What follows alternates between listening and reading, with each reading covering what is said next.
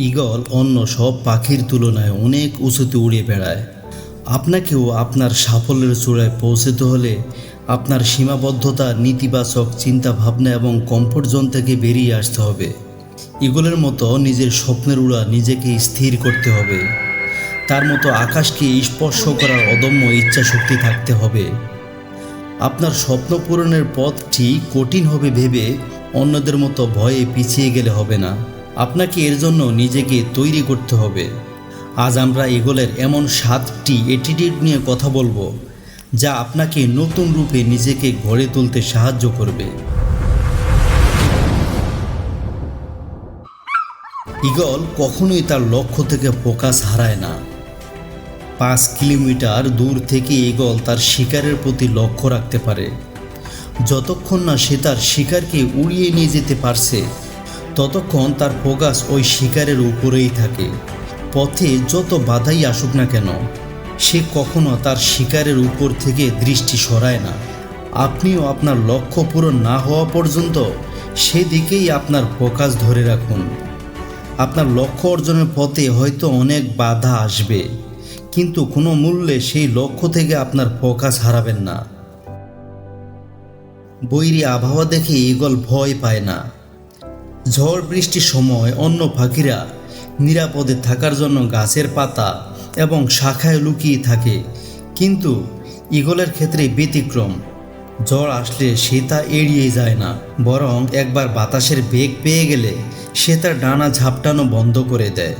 তীব্র ঝড়ো হাওয়াকে কাজে লাগিয়ে সে ঝড়, বৃষ্টি এবং মেঘের উপর উড়ে যায়। জীবন আমাদের দিকেও বিভিন্ন রকম ছেলে ছুড়ে দেয়। এই সময় আমাদের উচিত নিজের কমফোর্ট জোন থেকে বেরিয়ে চ্যালেঞ্জগুলোকে গ্রহণ করা এবং সাহস ও আনন্দের সাথে মোকাবেলা করা। ঈগল অনেক উঁচুতে একাই উড়ে বেড়ায়।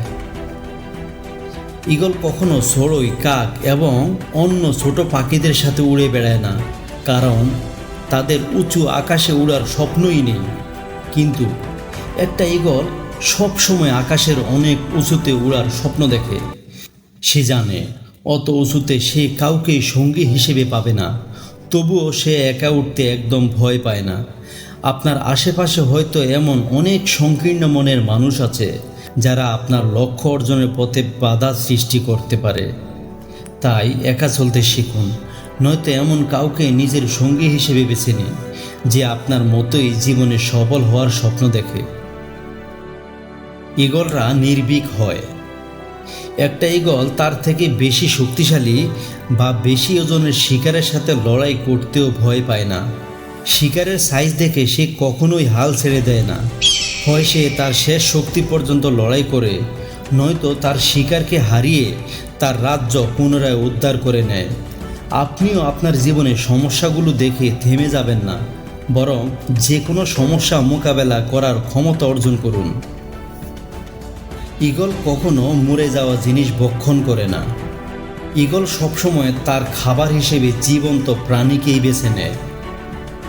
অন্য পাখিদের মতো সে মরা কিছু আহার করে না। ঈগল শুধু সেই প্রাণীর মাংসই খায় যে নিজে শিকার করে। আপনিও আপনার অতীত সাফল্যের উপর নির্ভরশীল হবেন না, বরং আপনার বর্তমানকে প্রাধান্য দিন। সবসময় নতুন সব তথ্য দিয়ে নিজেকে আপডেট রাখুন। আপনার স্বপ্ন পূরণের পথে এসব নতুন তথ্য আপনাকে নতুন শক্তি যোগান দিবে। ঈগল আকাশে নির্ভয়ে উড়ার জন্য কঠিন ট্রেনিংয়ের মাধ্যমে নিজেকে তৈরি করে। ঈগল যখন ছোট থাকে তখন তার মা তাকে থাবায় নিয়ে 12 কিলোমিটার উপরে উঠে যায় এবং সেখান থেকে তাকে ছেড়ে দেয়। 9 কিলোমিটার আসতে আসতে তার পাখনা ধীরে ধীরে খুলে যায় এবং সে উঠতে চেষ্টা করে, কিন্তু প্রথমবারে সে সফল হয় না। মাটির কাছাকাছি চলে আসলেই তার মা আবার তাকে থাবা দিয়ে ধরে ফেলে।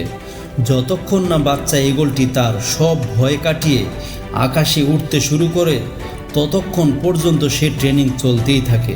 জীবনে সফল হতে গেলে আপনাকে অনেক স্ট্রাগল করতে হবে, অনেক ট্রেনিংয়ের মধ্য দিয়ে যেতে হবে। সেটা পড়াশোনার ক্ষেত্রে হোক বা নতুন কোনো স্কিল শেখার ক্ষেত্রে হোক। আপনি যত বেশি ট্রেনিংয়ের মধ্য দিয়ে যাবেন, আপনার মেন্টালিটি ততটাই স্ট্রং হবে। তখন বারবার ব্যর্থতার সম্মুখীন হলেও ঘুরে দাঁড়ানোটা অনেক সহজ হয়ে যাবে। ঈগল এক দুঃসাহসী প্রত্যাবর্তনের মানসিকতা রাখে। একটি ঈগল বয়স যখন 40 বছর হয় তখন তার ঠোঁট, পালক এবং হাতের নখ দুর্বল হয়ে যায়। সেগুলো আর শিকার করার মতো অবস্থায় থাকে না, আগের মতো উঁচুতে ওড়ার ক্ষমতাও হারিয়ে ফেলে। তখন সে একটি কঠিন পথ বেছে নেয়।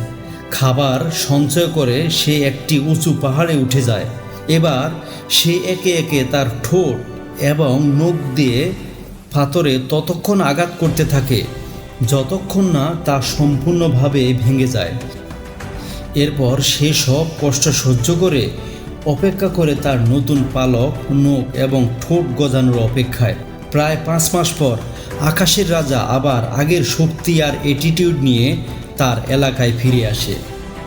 আপনিও হয়তো জীবনে অনেক ব্যর্থতার সম্মুখীন হয়েছেন, হয়তো ভাবছেন আর কি ফিরে আসা সম্ভব।